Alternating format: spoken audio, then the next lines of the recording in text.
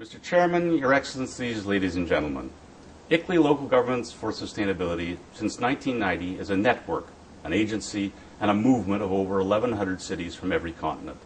It's also a focal point for local governments and municipal authorities around the world to the United Nations Framework Convention on Climate Change. Together with our partners, United Cities and Local Governments, Metropolis, the C40 cities, the World Mayors Council on Climate Change, plus 14 regional groupings of cities, we are united in calling for a 30% reduction in greenhouse gases by 2020 and an 80% reduction by 2050.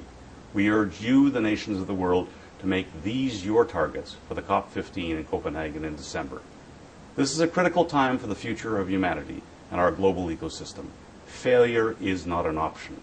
The world's citizens, through their cities and local government, representing more than half of the world's population and growing, are calling for a strong, comprehensive global climate change regime to be established in Copenhagen in December.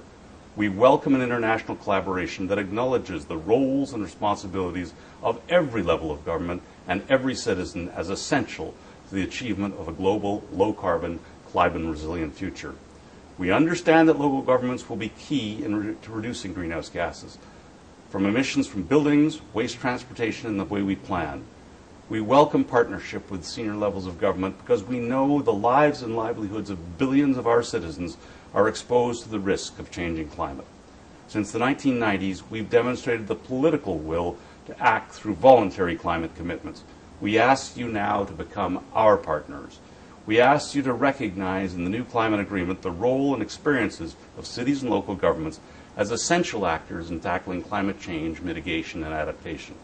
The worldwide success of Local Agenda 21 proves that if properly addressed in international agreements, cities and local governments can successfully support national governments in fulfilling their international commitments. Every day we lose makes the challenges more daunting. Collectively, we have to act this year for the future of the planet. No place is spared from the ravages that climate change and changing weather patterns are causing. Greenhouse gases are cumulative.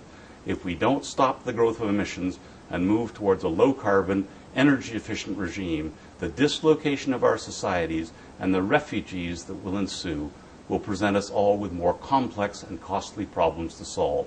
We're very encouraged to see since Bali both developed and developing countries recognizing the importance of partnerships with all levels of government. We're encouraged that the current negotiating proposals from a number of nations share this vision. We want to thank Senegal, Mexico, the United States, China, India, the European Union, Australia, Norway, the African group, the small island states, and many Latin American countries. Be bold. Show leadership.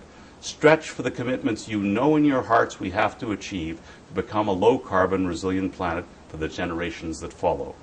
If we unite and commit sufficient resources, we can make a transformation that will be good for the planet and good for the new emerging green economy. The challenge before us is the equivalent of the 1960s challenge to put a man on the moon.